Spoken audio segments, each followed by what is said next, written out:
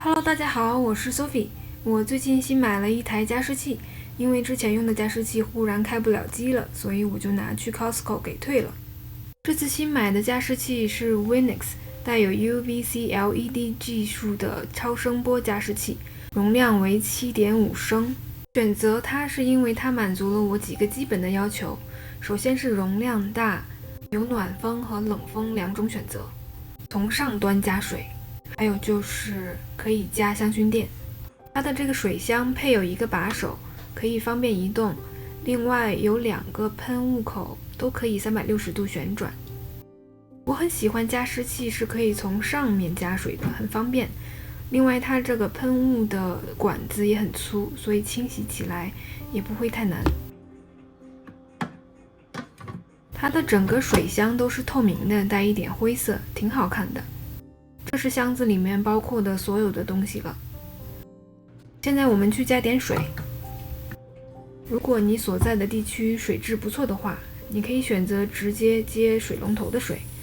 如果水质很不好，就比如我所在的拉斯维加斯，水超级硬，那我会选择用过滤之后的水。这个加湿器装满水，最久可持续运作120小时。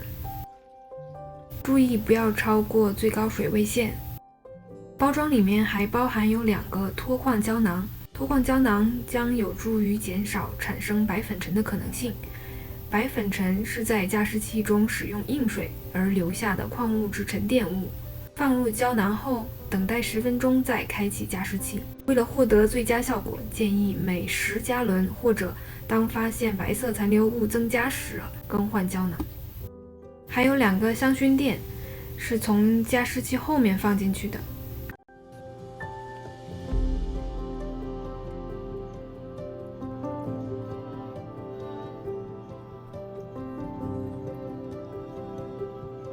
点击这个按钮选择暖风，当暖风开启时，右边的这个 Warm 的灯是亮着的。